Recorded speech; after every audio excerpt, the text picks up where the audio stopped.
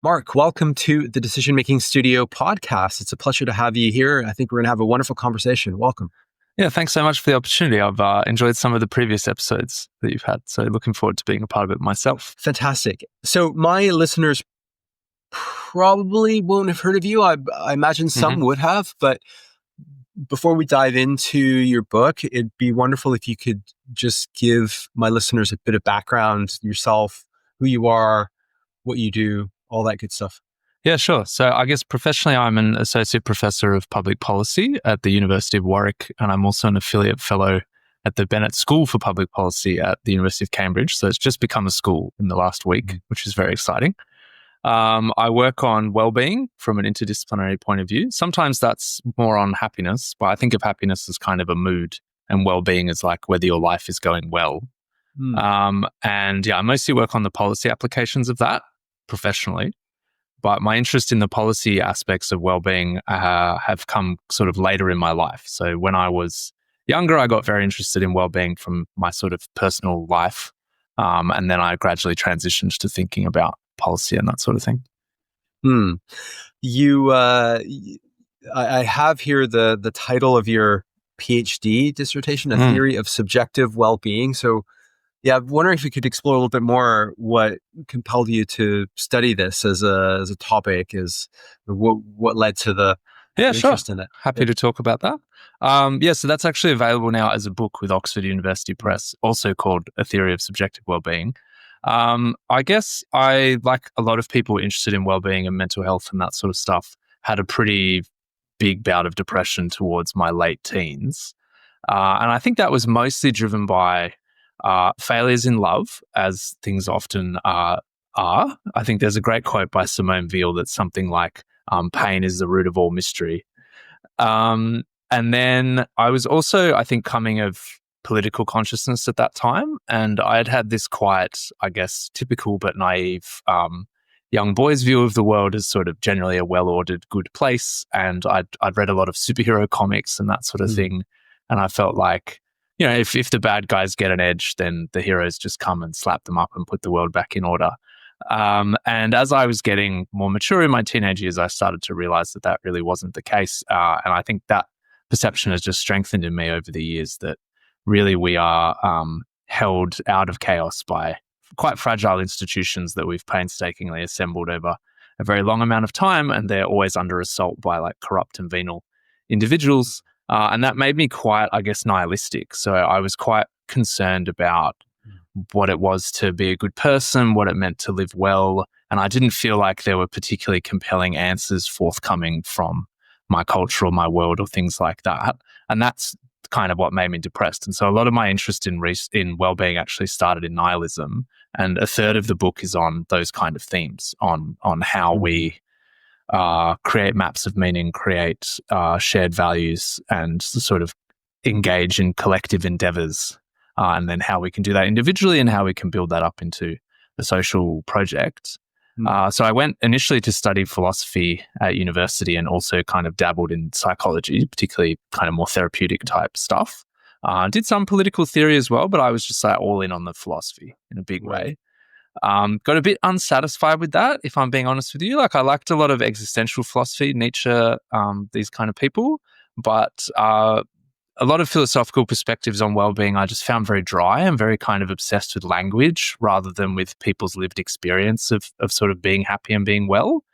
But I got some answers to nihilism to my satisfaction through that degree, and then I went off and did something completely different. So I was actually a tennis coach for a few years. I worked in development economics for quite a while. And then through development economics, I discovered a love for statistics. So there's quite a kind of zigzagging way around here. And then I thought, maybe with these statistics, we could measure a lot of the sort of issues in psychology and existentialism that I think are really relevant. And so I started a PhD doing that in economics. But I got very skeptical quite quickly of life satisfaction scales, which are the main way that we measure well-being in that science. And there's a bit of that in the book. There's a lot in A Theory of Subjective Wellbeing, and a lot in my current research. But so then I thought, well, why are we using these bad measures? And it seemed to me like a lot of that was that theory was missing. And so A Theory of Subjective Wellbeing is basically my attempt to plug a lot of that theory in the academic space. And then Beyond Happy is kind of my attempt to make a lot of what I've learnt through this long process publicly accessible. Because I think often what's really important to wellbeing and happiness is not something that academics are that interested in, kind of surprisingly. Yeah. Fascinating. Very interesting. Thank you for that. And so the book that you have coming out, so Beyond Happy, How to Rethink Happiness and Find Fulfillment. I guess would you call it a popular book? Yeah, it's definitely a popular book. Mm-hmm, mm-hmm. And what do you want a reader to take from it? What messages, I guess, what do you want to convey, I suppose, in a... Sure. Thanks. That's a great open question. So I appreciate the opportunity. So I think my hope for the book is that it's basically a one-stop shop for everything that you might want to know about happiness and well-being. I find that most books, even the really good ones on this subject, tend to be from a fairly narrow perspective. They're coming at it from psychology or philosophy or behavioral science or anthropology or whatever it might be. I have tried throughout my exploration of these topics and throughout my academic career to be very interdisciplinary and to try to integrate perspectives as much as possible, rather than say, this is well-being, that's not well-being, these kind of attitudes, which I think are much more common among academics. We're good at arguing with each other, not so good at sort of finding common ground. So I think this book does cover a lot of these different disciplinary perspectives, and I think it covers the kind of complex array of things that you need to assemble together to get well-being to emerge in your life. So I'd often say that this book is not just a blog post. It really is like a lot of content. All of it's very accessible, very easy to read, hopefully funny, that sort of stuff. But I think I try to be quite clear-eyed that well-being is pretty complex. There's a lot of moving parts, and I try to talk people through how to assemble them. So we cover methods of mood management, we cover character traits that I think are really helpful, we cover the right attitude to well-being, how to self-actualize, how to bring about harmony between your reasons and your emotions and your motivations, and then a lot of stuff on nihilism. So a lot of how to develop your moral compass, how to kind of bring meaning and purpose to your life by pursuing the kind of values that you have there, organizing with other people who care about the same sort of stuff that you care about, and then kind of building a brighter future, as it were. Well, we've got lots to talk about here then. And actually, before we do that, I do want to let's just talk about definitions here when we talk about happiness. You mentioned, happiness is a mood, and well-being is more, the kind of, is your life going in the right direction, or I guess in the right in the way that you want it to go. But maybe clarify that for us, please. What do you mean by that? Because you see these words also bandied about in popular culture a lot, and I think we get confused, and different gurus, self-styled gurus, bring out all types of advice. But I'm just wondering if we could just start, like, what is happiness, and how does that differ from well-being? And a great place to start. I think in English, particularly in colloquial English, like as people talk to each other, happiness and well-being often mean the same kind of thing. That said, I think it is useful to make some distinctions. So philosophers tend to distinguish well-being as what makes your life go well, or what it means to be living a good life. So there's inherently a value judgment in that. Happiness in philosophy is usually talked about more either in terms of experienced moods, things like joy. You smile when you're happy. When you're well, you're not necessarily smiling, I would say. So often if you're living a really sort of engaging life that you care about, it's often going to be full of struggle. It's often going to be full of meaningful experiences that are meaningful because they're unpleasant. Or, for example, I think separation, I separated from a long-term partner of mine a couple of years ago, is extremely painful. But it's also very meaningful, a very enriching experience in a lot of ways. We can have post-traumatic growth and this sort of stuff. And I think that can be part of a good life, but it's definitely not something that has happiness anywhere in the picture. So I do think of happiness more in terms of moods, and in terms of maybe something like whether you're satisfied with your life is one way that's often cashed out in the psychological literature.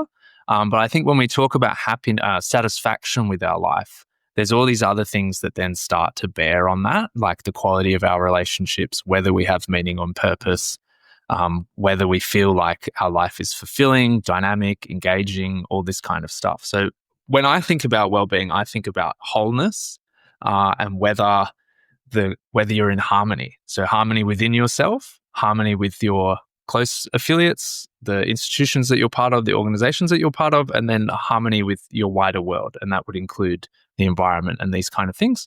And that sort of harmony is going to look different for all of us. So we need to find our own way of kind of making sense of our life, making sense of what we want to do with it, how we want to be part of these wider environments. And how is that also different from, say, fulfillment? You've got the word in the subtitle of your book. What is fulfillment? Nice, great question. So I split the book into 3 parts. So the first part of the book is on how to live a pleasant life. And there, I think maybe there's a couple of ideas that I'd emphasize. So one is that we have this thing called the hedonic treadmill. So you're sort of wired by evolution to not be able to sustain really bad moods or really good moods for long. So if you miss the bus and you're a little bit ticked off or whatever, you're going to recover back to baseline pretty quickly. It takes some really substantial shock to knock you into depression and keep you there rather than having you come back to that baseline. And I don't know of anything that can knock us into kind of permanent positive moods. So that's sort of a pipe dream to think that you can be like that. And equally, even if you're sort of satisfied with your life, you can always notice little bits and pieces of things that could be better. And you're sort of wired by evolution for that. Like evolution wants you to stay ahead of the parasite race, stay ahead of the race that you're fighting with your predators, that sort of thing. So we've got to accept that attitude and then think about what sort of life can we assemble that's going to generate pleasant experiences for us. And that then brings you to part 2 of the book, which is about fulfillment. A lot of it there is about self-actualizing. So trying to figure out what things generate good moods for you, what sort of things can sustain your motivation, because that's really important, and what sort of things you find valuable.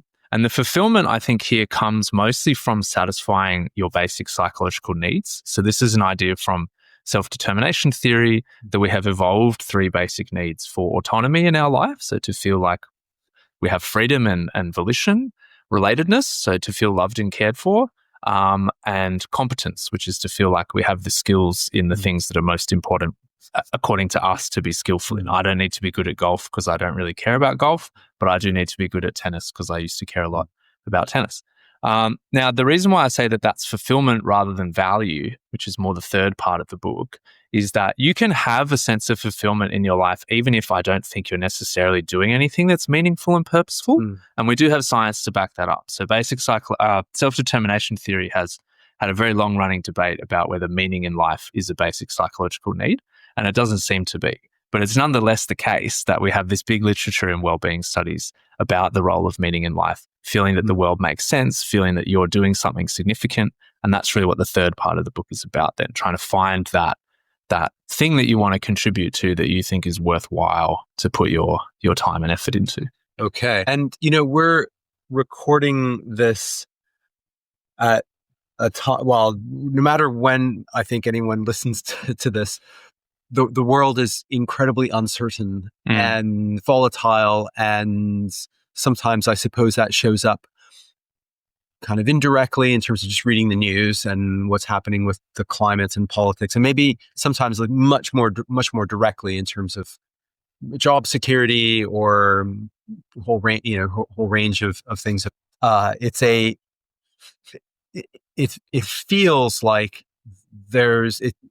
it's much harder to be happy and to have well-meaning and fulfillment now versus maybe 15, 20, I don't know, in the past. So that all just leads on to my question, which is more, is happiness and well-being a choice, or are these things sets of skills and practices? Yeah, great question. I think a bit of all of those categories that you mentioned. So I think it's partially a choice in the sense that you do have some control over your reference points. So the reason why we call it a hedonic treadmill is because you're always sort of running to stay in the same spot. And there always seems to be this kind of carrot out in front of you that you're trying to grab. Yeah. And what tends to happen is that, as Buddhism counsels, once you get something that you desire, you might have a brief spurt of good mood, satisfaction, but then that kind of fades and it's replaced with some new desire. Now, that's not incontrovertible fact of our biology. We tend to have this kind of treadmill process, but you can dampen that. You can, in some ways, focus on what things are in your life are good that you can be satisfied with. You can practice gratitude, and there's a section in the book on how to do that. I want to emphasize, I guess, that gratitude is a social practice. I think a lot of the discussion of it at the moment in popular media really makes it out to just be something you do privately, whereas I think it's very much about embedding you in social practices where everyone's thankful to everyone else for all the good things that are going on. So I think that's part of it. That's a choice. If we talk about skills then, I think there's a huge number of skills that are relevant to well-being, some of them more significant than others. I think one of the main ones is being able to listen to your emotions and interpret the kind of information that you're getting from them. So I think it's very simple to think of emotion as a signaling device. When you get afraid in a situation, your eyes get wider, your pupils dilate so you can see better. You're being told by your physiology that you're in danger and you need to be ready to run away. When you get shocked, you kind of take a huge intake of breath in case you need to run. And a similar kind of information is coming to you from all sorts of emotional signals. Some of the most important ones, I think, are motivational. So if you have introjected motivation for something, which is where you value something that's contingent on what you're doing. So for example, a lot of us exercise not because we enjoy exercise, but because we want to be healthy. Those kind of activities that are introjected in motivation, they tend to be pretty exhausting. You tend to have to use a lot of willpower to do them. So even though you think, oh, I'm glad I did that, you find that you're tired. That's a signal that it's introjected motivation, right? And it's hard to sustain that. In contrast, something that you just do spontaneously, you like throw yourself into it, you're like, oh, I love doing this. You get up in the morning, raring to go. That's probably got intrinsic motivation. And that's its own kind of affective feedback, emotional or motivational feedback.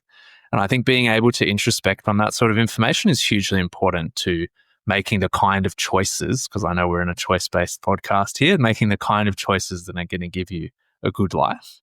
And then in terms of the practices, I think there's also a bunch of stuff that we can list here, some of which I think are really well-established social technologies that we've kind of lost. So ones that I particularly like and that I mentioned in the book, they're very small, but I think really powerful, is just like sort of saying grace before meals. And it doesn't necessarily need to be the religious form of grace where you thank God in particular.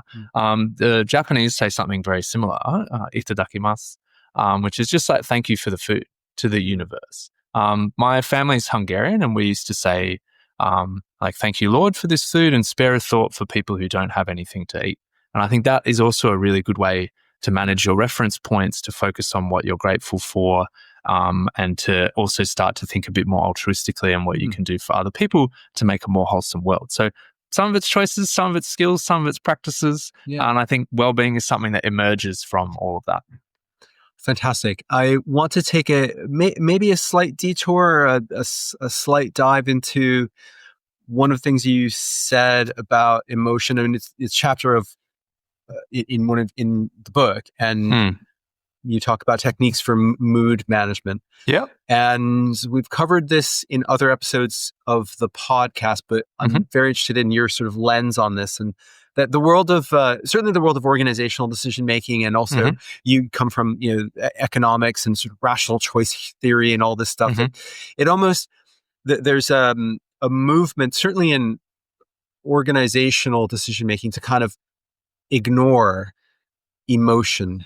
Right. By using quantitative techniques and, this stuff, these things don't count. And I think that also translates into individual decision making. It's like, I'm just making the decision emotionally. And the emotion is actually very important in decision making. Like it's a source of, of information. And so this is an area that we've explored a fair bit. And so I obviously come from the camp of like, you need to understand and integrate emotions.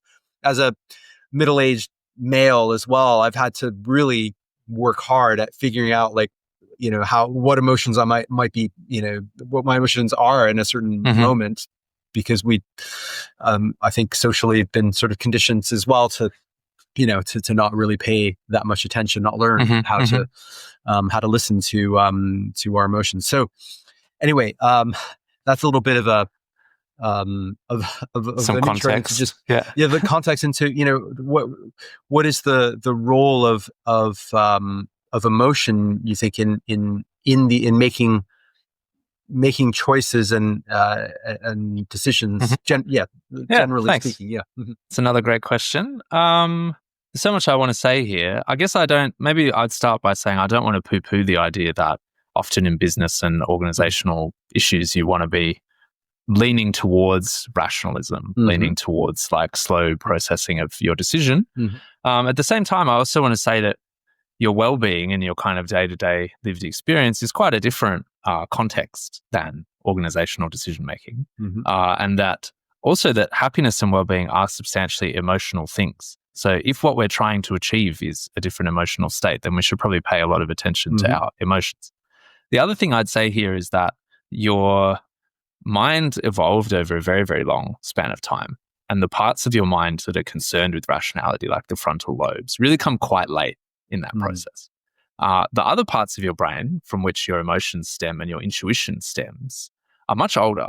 And they solved a lot of problems for you before you got to the present state. So I think they're very wise. And it's undeniable that they're a sort of supercomputer. So when you think about how hard it is to teach a robot to walk versus how humans just kind of figure it out over time, and now you do a whole bunch of stuff without needing to think about it, your intuition's quite similar.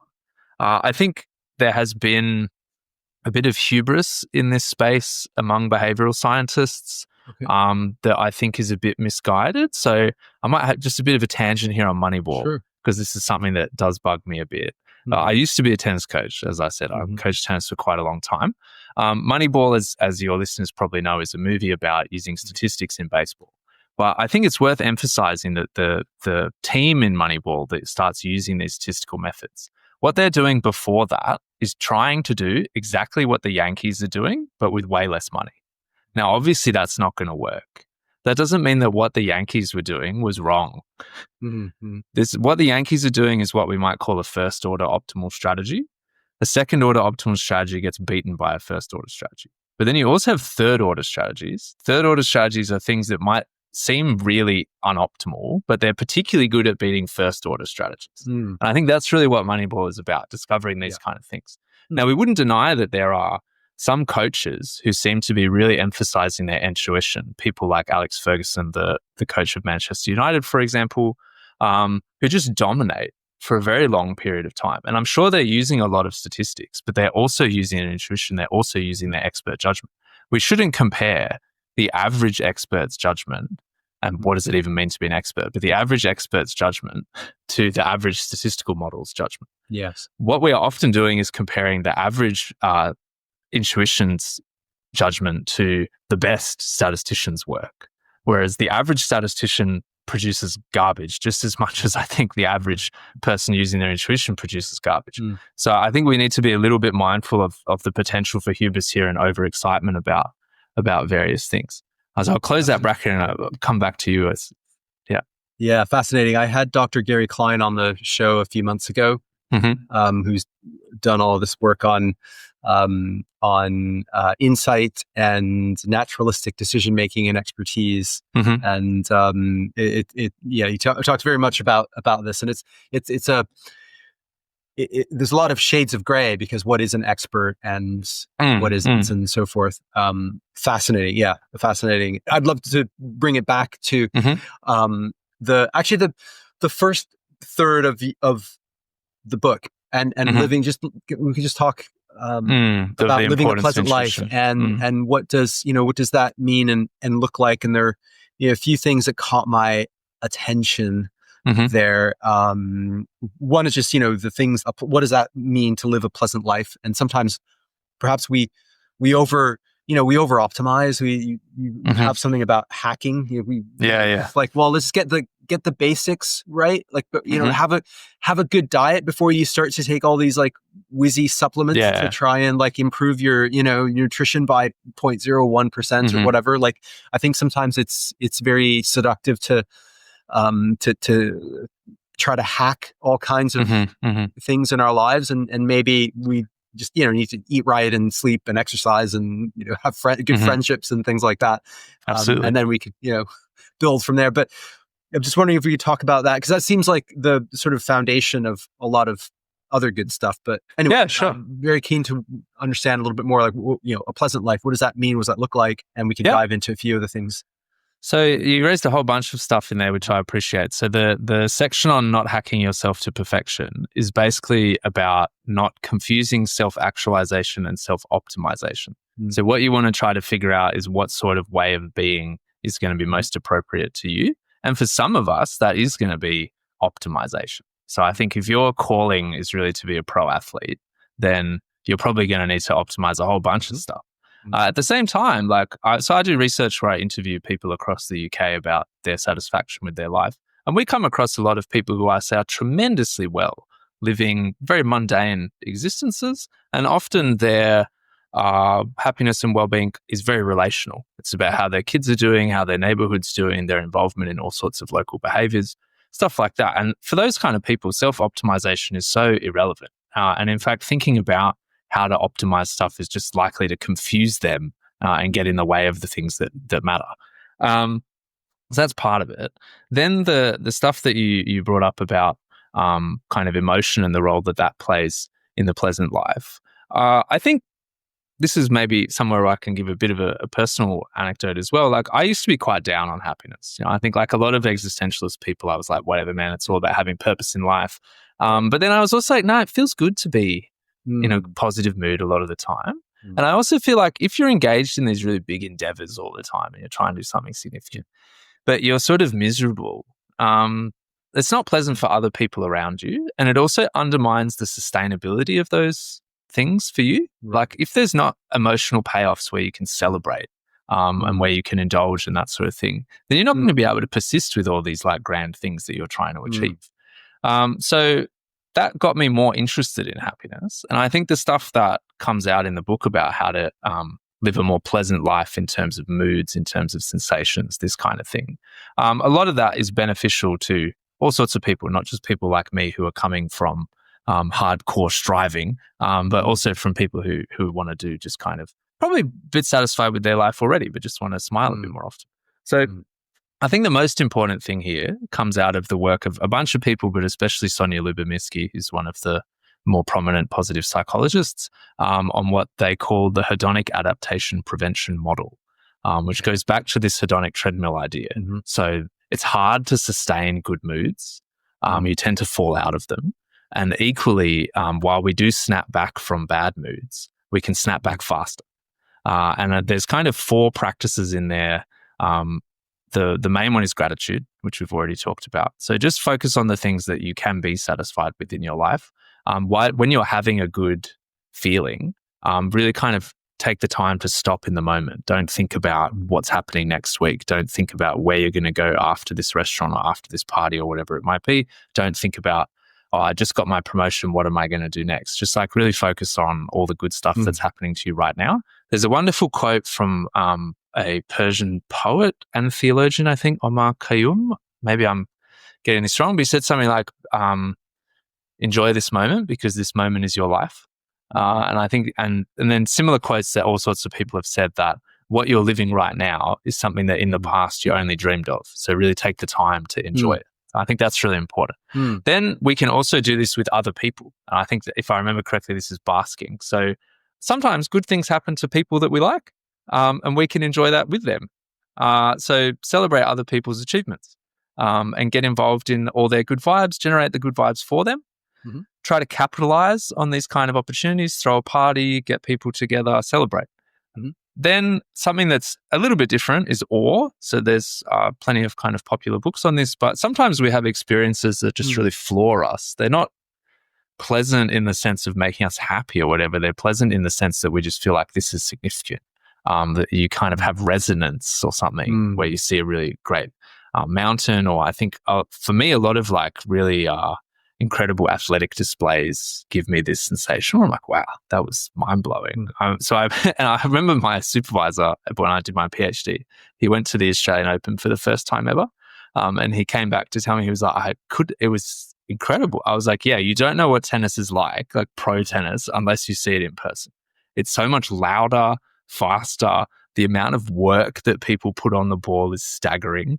And you just can't believe that they do that for 5 hours straight and just seem to be able to handle it. So I think he had really had an awe-inspiring experience and found it quite pleasant. So I think there's a bunch of stuff in that third chapter of the book on methods of mood management that relate to these kind of ways that you can generate pleasantness in your life and capitalize on it.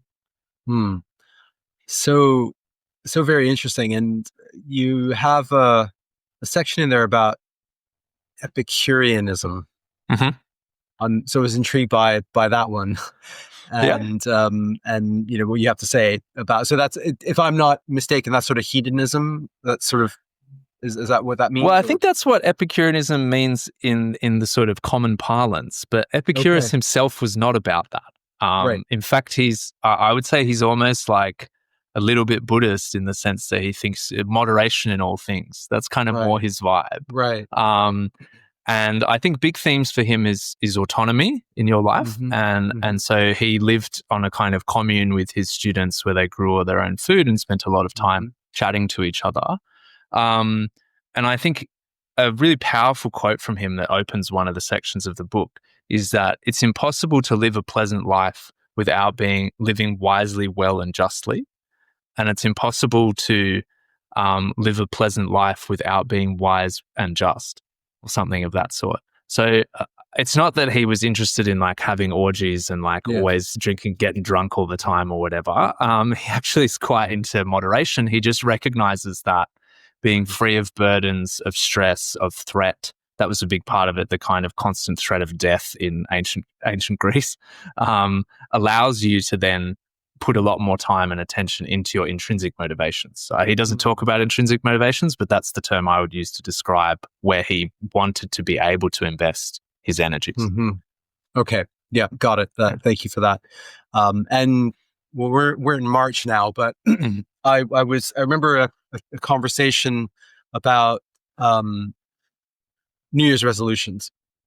Recently, January, and dry January in particular. Which I think is potentially, really fine. Like, could be useful. But I also kind of get the sense of, and particularly in the Northern Hemisphere, January is like the coldest month, the second darkest month.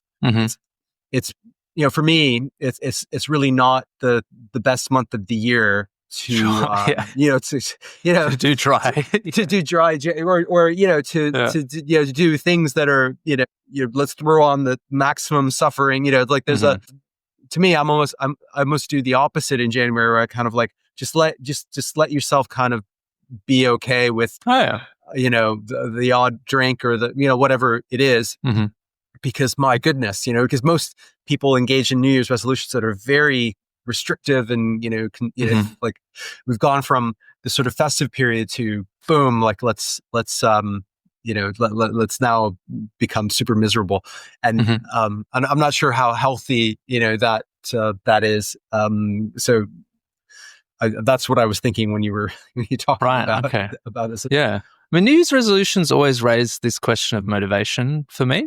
And if you're kind of consistently setting New Year's resolutions and unable to follow through, I would encourage you to interrogate the motivations that sit behind. So the motivational affects that you feel when doing these things, but then also the values. Why are you trying to do this thing? Where does that value come from? Because if you're not able to stick with something, maybe the environment that you've got is just really not well suited to it. So like if you're working a really intensive job, the likelihood that you're not going to indulge in comfort food at the end of the day is limited. So maybe you need to make a more substantial change. But it's also possible that this thing that you're trying to do is just not a good fit for you. And I don't think we really think about that enough. Like a lot of the habit forming literature and this kind of thing really focuses on downstream behavioral stuff, whereas I think there's a lot of upstream things about what kind of person you want to be and why, and is that authentic to you, that we don't really interrogate very much. I think that's a nice segue into the sort of middle section of the book, and some of the sections around becoming who you are, and you have this chapter called the Inner Empire. So, I'm just wondering if we could talk a little bit about becoming who you are, and about some of that, and how that relates to well-being, and maybe some of the practices you talk about that absolutely. might be useful, even, and particularly for, anyone listening to this, like some things that they take away and do. Mm-hmm. Yeah, well, I certainly hope so. So I think this is the part of the book that is my main academic contribution in a lot of ways, and I've really tried to make it publicly accessible. So it's a way of self-actualizing, like a kind of walkthrough guide for it, that draws together a whole bunch of ideas, mostly across psychology and psychotherapy, where the advocates of these ideas often kind of don't like each other. But for kind of particularly academic reasons. So like self-determination theory thinks that self-discrepancy theory is too cognitive or something like that. Very kind of understandable from an academic point of view, but for the public, it doesn't matter. So anyway, I've very inside baseball as we... It's sort of like, Absolutely. Yeah, that's good. I'm going to use that, inside baseball. Yeah, but so I've kind of assembled a bunch of these things together. I won't share the whole thing here because it'll take me too long, but I guess two of the main building blocks, let's just start with that. So there's this idea of self-discrepancy theory that comes from Tori Higgins at Columbia from the 80s. And the basic idea there is that we're sort of faintly aware of these three self-concepts that we have. We have a sense of who we are right now. That's our actual self. We have a sense of who we'd ideally like to be, our ideal self. And then we have a sense of who we ought to be. So who we have a responsibility, we feel a responsibility to be that person. So your ought self and your ideal self are both constellations of values, things that you kind of care about, but your ought self tends to be a bit more moral, a bit more ethical. And then we set about trying to harmonize these things. So we think about who do we ideally want to be. And the example I use in the book is an astronaut, but it really doesn't need to be ambitious like that. It's just easier to illustrate with an ambitious one. So we've got like a young woman who thinks she wants to be an astronaut. How do you become an astronaut? How do you bring your actual self into harmony with that ideal self? Well, the first thing you've got to think about is what kind of tropes are associated with your ideal self. And that's going to inform a lot of your consumption behaviors. It's going to structure your life. So to be an astronaut, you've probably got to be pretty fit. So maybe you join a gymnastics club, and you've probably got to be pretty good at physics and chemistry. So you're going to go do some science classes. And once you go and do these things, then the emotional feedback comes, and also the social feedback. And you've got to introspect on that. So maybe it all goes really well. Like maybe you go to the gymnastics club, you love doing tumbles, everyone at the gymnastics club is super nice, you get along with them really well, and that's an emotional signal that you should double down here. You should invest more in this activity. It really suits you. It's a good fit. And then, maybe the good times just keep rolling. So you like the aesthetics of being a gymnast, you meet a partner there, you hang out with the club on the weekends, you find that it helps you study, whatever. You just keep investing in it. And so in that way, that kind of connects up into all sorts of other aspects of your life. But it might also be that you have a much more negative experience. So you might think, well, actually, gymnastics just isn't for me. And then you got to think about, do I just do a different sport? Do I go to a different gymnastics club? Like maybe I'm enjoying gymnastics, I'm just getting bad social feedback, like everyone here's a bitch or something. And then you just need to choose a different club. So you've got to think through that kind of thing. You might also get really complex mixed signals that like, I kind of like doing pull-ups, but I don't really like spinning on the bar, this kind of stuff. Maybe I've got to join a CrossFit gym where people are much more encouraging and we take a more kind of purposeful approach to some of this stuff. As you introspect on these emotional signals, you're going to recalibrate your actual self, so your awareness of who you are, because you might think that you're, I don't know, really strong, and then suddenly you meet someone who's been doing gymnastics for a while and you realize that you're a kitten. And so you've got to recalibrate that, but you also might recalibrate your ideal self. So you might think, well, maybe actually I don't want to be an astronaut because I'm just not really interested in all this exercise, but I'm really enjoying my physics and chemistry classes. And so maybe I just want to be a terrestrial scientist. And then that's going to change your behaviors again. You're going to stop buying protein powder because you don't need to get jacked anymore. But you might start reading a lot more books or whatever it might be. Yeah. So that's kind of the basic idea. And then we come into self-determination theory from there, but we've already talked about that a bit. So there's different kind of motivational styles and trying to introspect not just on motivational signals like joy and a sense of achievement, but also things that are more associated with motivation. And is that where you have this section on goals that fit? Is that? That's right. Yeah. But that section's mostly about another branch of self-determination theory on self-concordance. And a lot of what's going on there, I think this is super important, so I'm glad you brought it up, is that a lot of people are going after what these theorists call extrinsic pursuits. So the main ones are, and you'll recognize them very quickly: power, status, popularity, money. Or instead of status, we might think popularity or fame. And the main thing with these things is that they're actually kind of generic, like they're sort of the same for everyone. They're not peculiar to you. And they're also poor substitutes for basic psychological needs. So the reason why you want power is because you're not autonomous. If you are autonomous and you're just able to go about your life, you don't especially care about having the power to dictate what other people do. Similarly with fame, status, popularity, often it's because your relationships are weak. You don't have a sense that you're loved and cared for, and so you try to be popular because then it's more likely that there will be people around to take care of you. But what ends up happening here is that you attract kind of the wrong sort of people to you, people who are only interested in you instrumentally. They care about your power, they care about your money or your status. They don't really care about you. They're not interested in you for your personality or your values or what's peculiar about you. And so then you get into this really toxic sort of defensive status signaling situation where you're constantly projecting out into the world how awesome you are, but it's defensive. You're worried about loneliness. You're trying to preempt these people leaving you because you know that if ever you don't become powerful and rich or whatever, people will stop thinking that you're cool and they'll bail on you and then you'll be abandoned. And this seems like a really kind of toxic nexus to me. And it all comes from these extrinsic pursuits. So instead, you've got to turn inwards. That's a major theme of part one, and figure out what's kind of authentic to you. And once you've got a little bit of a sense for that, then you can go on with the self-actualization process. And that way you'll find the people that care about you for you, and you'll care about them for them. And then you can start to form a community and get all the good stuff. Yeah, it's a lot of...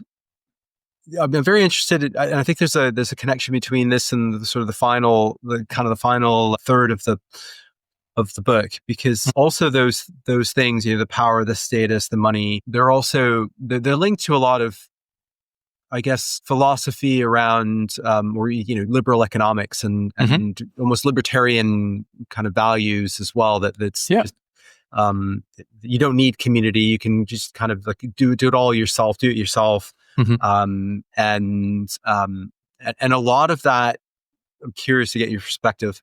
Sure. Permeates through the whole self-help world. Oh yeah. Right. Just like you can fix yourself, you can, do this and do that.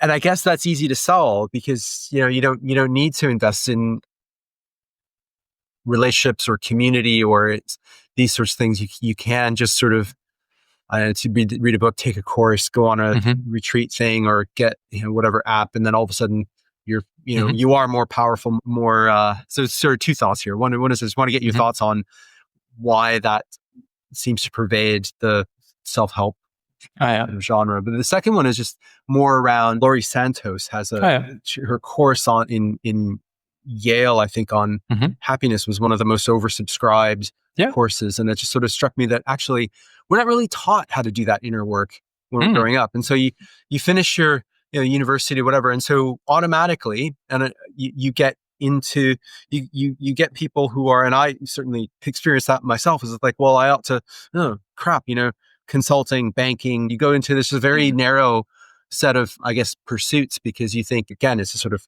status, money, power. Even though you've done, that inner work is perhaps incomplete, or then you're thrown into this nasty world, and so it's easy to just sort of pivot back towards money, status, power, and we can get into these sort of cycles throughout our lives of trying to fight that. Anyway, so sort of two threads there. That these are great questions. I'm really liking everything. There's always so many things I want to talk about. So I guess on the why does this pervade the self-help literature so much? I think there are two things here. So one is that someone's always trying to sell you something. And it's much easier to sell something to people who are insecure and people who tend to be engaged in extrinsic pursuits are more likely to be insecure. And they're thinking that they need money. So it's easy to sell them a course to get rich.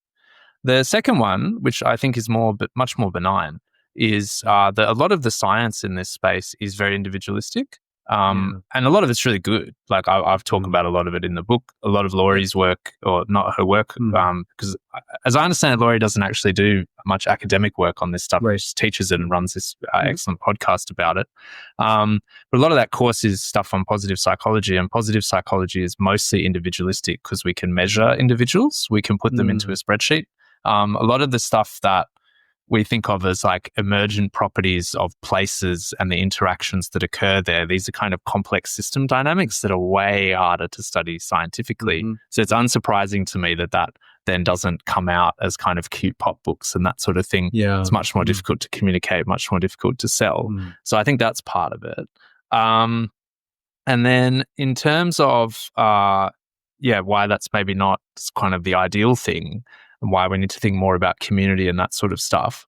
So first I did want to mention that, I explicitly say in the book to turn off all the advice, including me. So like you can put the book down at this point, turn inwards. The best advice you can get is from yourself, and you need to learn to develop a dialogue with yourself. But once you have got that dialogue and you have a sense for who you are, which then makes you more able to have quality social interactions, I think. Then we really need to think about community. So there's a whole chapter in the book, one that I'm very proud of, I think, on better together and the kind of themes that are inherent to that. I really liked your point about not getting trained for this sort of stuff. I definitely, this is maybe a tangent, but I do feel like a lot of our educational systems, particularly here in the UK compared to back in Australia, really prepare you for work and not life.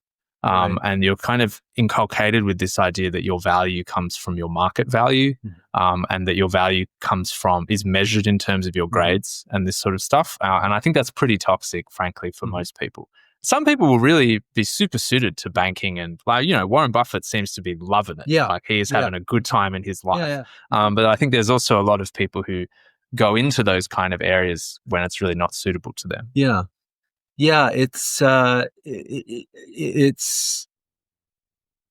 struggle at times. I think for many professionals, because I'm as a mid sort of career professional as well, and there's so many people that would they make money doing one thing, and that's okay, but ideally they would like to be doing something else, and sometimes it goes it tips in a not a great place, and sort of people feel stuck in roles that that they're not really not really suited for, and it takes a mental and physical toll, and it, I think there's some structures going on here. Sometimes I think, and that's why I reflect a lot on the sort of libertarian component, because I think there are structures that make certain things easier and certain things more difficult. I mean, the sort of extreme example is kind of like if your home has been destroyed in Gaza, and you've lived in, like, your happiness is not really a choice. Like, external environment has done something. Yeah, exactly. Your external environment matters a lot, and I think there are also a lot of misconceptions as well about the quote unquote successful people.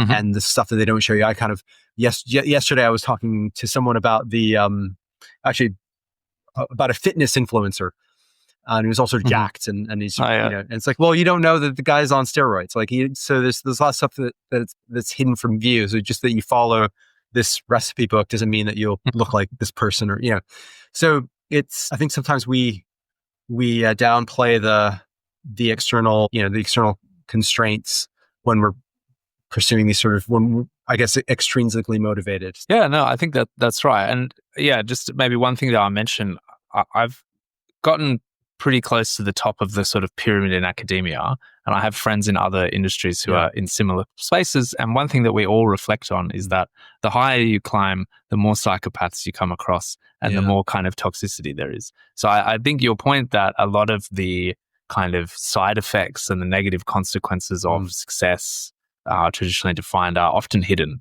And when we're thinking about well-being and happiness rather than success, I think we can often end up with very different priorities.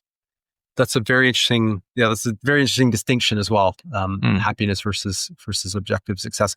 I just want to touch a little bit more on the Better Together chapter and relationships. And I think that's another thing that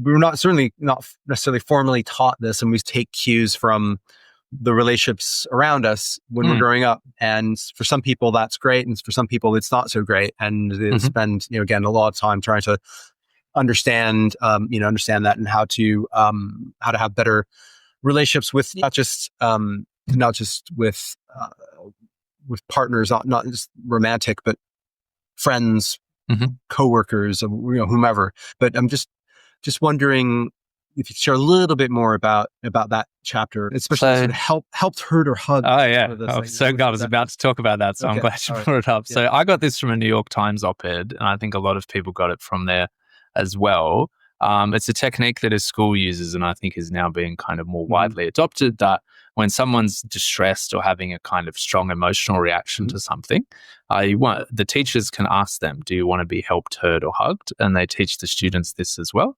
I found this to be so transformative in my own life. I'm almost embarrassed to say how transformative it was. I think this comes back to something that you asked earlier about organizations being very rational and not thinking about their emotions. That's fair, but we still want to have a very emotionally intelligent workplace and a very emotionally intelligent relationships. And I think this is such a powerful gateway into emotional intelligence, this idea of helped, heard, or hugged. And the basic idea is that often, I think particularly rationalists, particularly men, tend to think that when someone's in distress, they need help and they want help. They want you to solve their problem. But often when you give them that help, it actually makes you seem kind of callous and impatient with their feelings. Often what they actually want is just to be heard, just to vent. And then particularly when people are really messy, what they want is care. So they want to be hugged. That's what we mean by hugged, is kind of someone to listen, to feel with them, to see their feelings, to kind of validate them and acknowledge them. And that's, I think, really crucial to feeling cared for and to feeling kind of emotionally secure so that you can be vulnerable, and so that you can explore some of the harder stuff that we often need to explore in order to be well. And I think from there, from this kind of emotional intelligence, we can get into care as a kind of wider topic. I think one thing that's happened over the last 30, 40 years especially is that we have professionalized and commercialized a lot of care. Care is something that we are capable of offering to each other as humans. We have been doing it for millions of years. We have a natural capacity to do it. I don't think you really need like 150 hours of training to be a childcare worker. Most of us will actually function pretty well around kids pretty quickly. We might fumble it initially, but we'll pick it up because we have all the evolved mechanisms to do so. Similarly, with care, maybe you need some practice at it, maybe you need a bit of help, but most you just learn it by doing, and you'll learn it pretty quickly. If we professionalize it, it makes us think that we're incapable of offering it. Oh, I can't be a shoulder for you to cry on. You need a therapist. Yeah. I can't take care of your kids. You need someone with qualifications. Relatedly to that, if we commercialize it, then we think that it's something that we need to pay for. And then we're worried about asking for it because we think that we're not able to offer kind of proper compensation, which we think is owed. And we're also a bit reluctant to offer it, again, because we feel like this is a burden for me. And a lot of the economics of care really thinks about it as a burden. Whereas if you look at the sociological literature and the anthropological literature, care is often something that's much more meaningful to people, and burden sharing is really kind of just a fairly toxic way of thinking about it. So I think we really need to get back to caring for each other as something that we can just naturally do. And then from there, we can build these kind of more karmic societies. So societies where we don't care each other because someone paid us to. We don't even care because it's reciprocal. Reciprocity is nice. But what we really want, I think, is this kind of pay it forward idea. Like, I'm going to take care of you now because I can. Right. And in the future, when I need someone to take care of me, there'll be someone there, because that's the kind of world we live in. Yeah. And we've got to promote that sort of thing. That's what's really going to bring about social security, feelings of being loved and cared for, in a very diffuse way across our society. Yeah. And it also, it speaks to the need to think of ourselves as a part of a wider whole, right? And if the whole is healthy, then we're all healthier. Yeah. I think Jordan Peterson, I think he's a spicy character nowadays, but something that he said a few years ago now that I think is very on point is that when you put your own house in order, it creates space for other people to also put their houses in order. And I like that, but I also think you can go over there and help them put their house in order. Right. And having your house in order gives you a lot more capacity to do that, but it's also that if we're just helping each other put our houses in order, then everyone will benefit. We'll create a more kind of stable society. Yeah.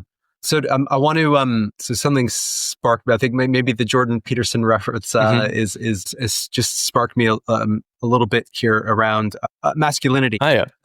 And I think some of the things that we're talking about are actually a lot harder for men to to practice or enact, and I think that's led many young men towards this sort of toxic masculinity. And I'm just wondering what your thoughts are around that and what we can do. I don't want to get into trouble either by misspeaking, but it's something that you hear and see a lot of, just head, like I just sort of scratch my head. And I try to, whenever I come across some social media thing or some. And I try to think about myself as a 18, 19-year-old and what was I, and I'm just like, there's something different going on here, and I'm not quite sure what it is. I sympathize. I have a lot of thoughts on this. The last section of the book is actually on new mythologies. I think it's really undeniable to say that we are going through quite a substantial transformation in gender norms. And that is manifesting in our art, and it's manifesting in our culture and our symbols. So we see a lot of new ways of being a man. But it's a very confusing time, I think, to be a man, just as it has been quite a confusing time to be a woman. So everyone's kind of a bit confused. And I think in this space, it's often very difficult to be kind of vulnerable and admit that you're a bit confused, especially because these things have been very highly politicized and toxified in a lot of ways. I'm very sympathetic to how hard it is to be a 19-year-old man at the moment. I do mentor some university students, and there's just a lot of confusion. And speaking just from the kind of men's perspective, I think one thing that's always in the background here for me is that men who tend to be successful in the dating market through their late teens tend to be psychopathic. Like, seriously, think back on the guys that did well there. Yeah. Like, sometimes they were like cool, genuinely cool bad boys, whatever. But a lot of the time they're just kind of psychos. And so all this stuff that you get from the toxic manosphere things about negging and these kind of dating practices emerge from observing that kind of behavior. Observing that kind of behavior is working. But by the time you try and do it, when you're like 22, 23, the girls are savvy to it. So they've realized that there's all these toxic boyfriends and they're not interested anymore. So then that doesn't work and you're confused again. And I don't think there's all that much out there about how to actually negotiate that very difficult period. And so a lot of the time we make sense of these things in our late 20s, where I think everyone, both genders, is much wiser about what they want, what the world's like and that sort of thing. But that 20s period, or 16 to 28, let's say, is so chaotic. And we're really lacking in role models at the moment, I think both in personalities and in kind of the mythology and symbolic representations. One of the main changes in superhero literature, because I'm kind of obsessed with superhero literature, is making our superheroes more human and more fallible. And on the one hand, that's great, I think. But at the same time, it means that you don't have these like straightforward male role models, for example, because Iron Man is an alcoholic and a callous womanizer or whatever. And it takes the whole Avengers arc for him to become a good person. So you've got to watch the whole thing and track that through. So I think there's some really good work on some of this stuff, I think, being done by Richard Reeves, who was a colleague of mine at Brookings, and I think he's now running like an institute for men's issues. He's very much a liberal, and he talks a lot about the progressivity of these spaces, but also that men are struggling and we need to have a bit more of an honest, empathetic conversation with that and kind of figure out, as you say, the language that will cut across from people. Because when we start talking about care to most men, it goes nowhere. Interesting. Okay. I want to now, I want to transition to the last part of the book. I'm going to, and the bridge I'm going to use for this is, so this is the problem of nihilism.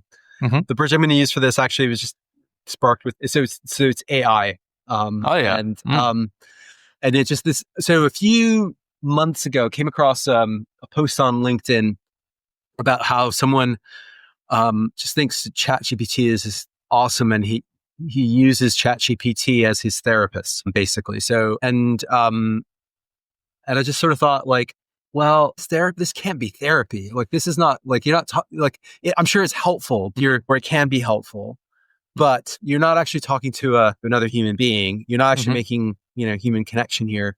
And then I just sort of, then my scenario planning sort of dystopian brain starts to kick in. Like then let's take this to its ultimate conclusion. So that it does. So just a segue to sort of say there's a lot going on, and it's a lot. I feel like it's a lot easier to be nihilistic now than perhaps it was 20, 30 years ago. And then you throw in the geopolitics of the world are changing as we speak. Climate. We have a climate crisis. We have societal polarization and inequality, and just all this stuff happening all at once. And it's very easy to think we're all fucked. And so it's like you could have all the well-being you want, but like if we're fucked, then we're it's just but it's very easy to get into that space mentally, right? And I'm just wondering what your thoughts are on how we can actually exercise and practice well-being in and around all this stuff that seems to be going on. So I think well-being in this stuff is like very closely related. And I think one of the things that sort of I find a bit disappointing about the academic study of well-being is that we don't really talk about nihilism much at all. We do talk about meaning in life, but we talk about meaning as though it's like manna from heaven, like you can just snap your fingers and you'll have it. So Wendy Brown, who's a professor of politics at Princeton, she has an outstanding lecture series recently on nihilistic politics of the moment. And she talks a lot about how we expect our students to simultaneously be like crafting themselves into the perfect kind of commercial applicant while also being surrounded by all the things you just mentioned, climate collapse, international insecurity, all the rest of it. And that is obviously giving them a lot of anxiety. There's aspects of Jonathan Haidt's work on how the kids are treated with cotton wool gloves or whatever that I agree with. But I also think we have put them into a situation that's very anxiety and generating. And universities are quite callous at the moment. So I'm not sort of surprised that the students are a bit on edge. The technology stuff that you talked about, I think, is a huge part of the picture. So I do talk a little bit in the book about cyberpunk as this kind of emerging symbolic architecture we have to make sense of the dystopian futures that are very possible from tech. The basic tropes of cyberpunk is that technology alienates us from ourselves, our natural environment, and each other, puts us generally into a very competitive situation. So some things that commonly happen is that there's like wars between various mega corporations that kind of poisons the earth. So it's very hard to function in just kind of going off and being a freeholder or whatever, doing regenerative farming. So you then become dependent on technologies for survival. Those technologies are sold by the corporations. You then need to get a job with the corporations. They demand various cybernetic enhancements. Everything's very competitive. So we see each other as rivals instead of as friends or whatever. And a lot of the other tropes of cyberpunk are then around disconnecting from the sorts of things that used to give life significance and meaning, like dying. So eternal life is a really big theme of kind of a lot of these literatures. But I think it's questionable what would happen to the way we approach our lives if that was something that was feasible. Also then, artificial consciousnesses, these kind of things. So anyway, I do think there is a very emergent kind of art world that's dealing with these themes. And I think we need to take nihilism more seriously as a challenge to well-being in the present moment. I think a lot of what needs to be done is for people to think of their lives in terms of the values that they want to instantiate, the change that they want to be in the world, to use this kind of slightly now cliche statement from Gandhi, but I think it's on point. Cliche as it might be, it's powerful. And then really kind of be a values-led person. Now, once you're a values-led person, then you're going to need to organize with other people. And what we've had over the last 20, 30 years, this kind of postmodern period, is a kind of undermining of that in some ways that I think was necessary, but we now need to push past. So postmodernism made us very skeptical of expertise, I think, in a lot of ways, because experts were often revealed to just be having particular value judgments that stemmed from their power or their cultural practices. So the most famous case maybe is how homosexuality used to be considered a disorder or something aberrant.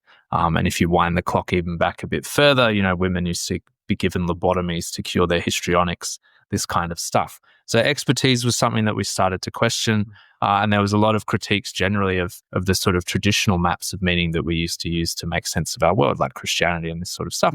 And so we ended up in this kind of live and let live sort of situation where everyone was just like Homer Simpson, just kind of getting on with their life, not really bothering other people, mind your own business kind of thing. But if we're just minding our own business and we're skeptical of anyone's claim that this is something that matters, because we think they're trying to impose themselves on us, they're going to pass laws so I can't live the way I want to live, then we all become a bit atomized. And it's hard for us to create this kind of cultural practice where we do things together. And that's something that we all want.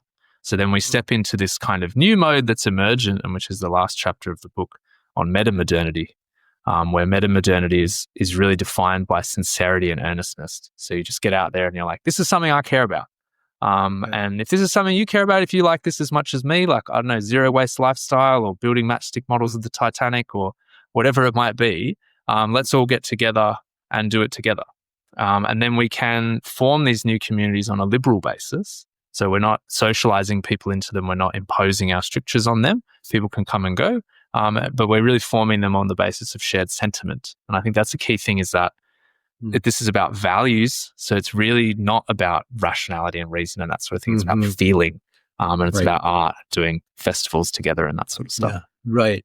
And to link it to the theme of decision-making then, would you... Yeah, I'm just curious how that would apply. I mean, that sounds like a really, really useful heuristic, or sets of heuristics to make decisions about, or guide decisions about certain things, careers, relationships, all kinds of things. And it strikes me as something that is in stark contrast to just optimization for the sake of it, right? That's it. And so just wondering how someone who's listening to this might take some of that and just maybe try to apply it in say a decision they're grappling with, or something along those lines.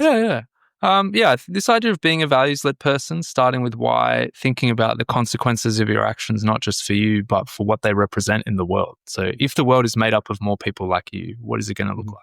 I think in terms of organizations and corporate life and that sort of thing, this notion of B Corps or organizations, maybe you're not certified as a B Corp, but you in spirit care about something other than shareholder value. Yeah. Shareholder value is still important. I think that's the other thing that often gets left by the wayside, like profit motives and wanting to grow. These are important disciplines for a business, and they're important, like positive feedback. Like if you've started a business, you want to see it growing, you want to see it getting more prosperous. At the same time, that doesn't just mean returns on equity. We also want to think about what are our practices doing to the environment? What are they doing for our employees? This kind of stuff. What's happening to governance? And so I guess one example that I have here, or one sort of thing that I hope drives this home, is that if you're a B Corp operating in a developing country, and you become of substantial size, you're kind of invited by the government to tell them what you think they should do policy-wise. You're not going to say, make it easier for me to exploit labor. You're not going to say, give me a monopoly. But these are the kind of things that if you're just interested in making mad money, then you're going to say those kind of things. Like Peter Thiel very famously said, competition is for losers, because he thinks that monopoly is the way that capitalism goes. And I think he's right, but we should oppose that. So think about the kind of values that you want to instantiate in the world. What do you represent? What do the businesses that you participate in, the organizations that you participate in, what do they represent?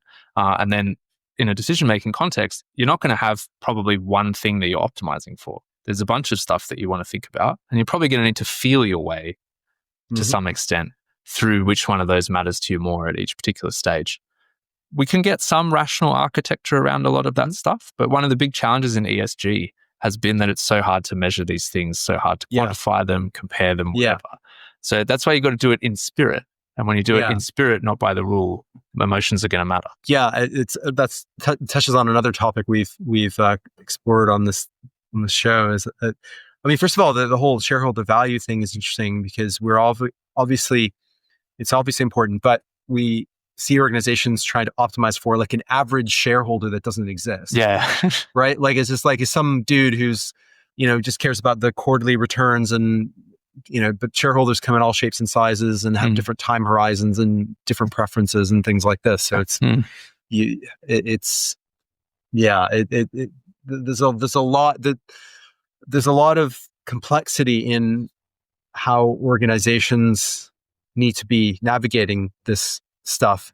And absolutely, there's a lot of simplistic thinking about, they're kind of stuck on the, hack your way to, growth. Sure. Well, I think a lot of the critics are also stuck on just being relentlessly critical. We need to have more compassion for people who are trying to take genuine steps forward, good faith actors, that sort of thing. Yeah. Absolutely. And, the whole sort of the ESG thing is that there are trade-offs to be had. So you can't do everything all at once, and you're not going to make everyone happy.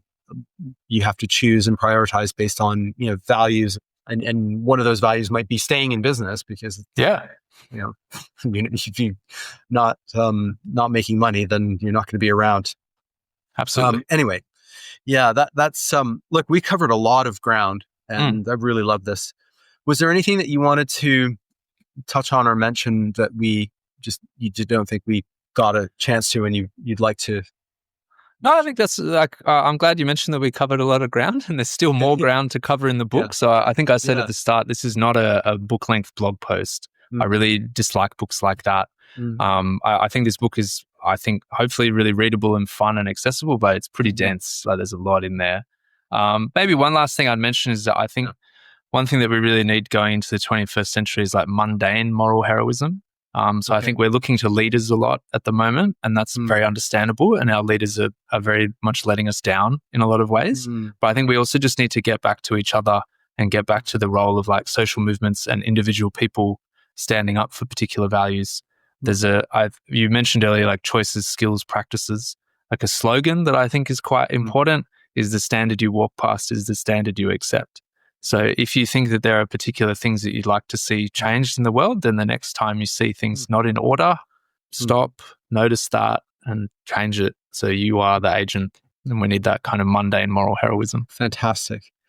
I think that's a great place to wrap it up. But before we do, so the book is called Beyond Happy, How to Rethink Happiness and Find Fulfillment. And it's available on April 10th. April 10th. Yeah. Is that everywhere in the world, or? Should be, yeah. I mean, I think it's mostly a UK and Australia release initially, but it's on Amazon. So, right. Yeah. Okay. That will be in the show notes, and urge everyone to check that out. Mark, this was great. Thank you so much. Really appreciate it. Thanks so much for your time. You were really generous with the questions and everything. I appreciate it. No, my pleasure. Thanks so much. Thanks.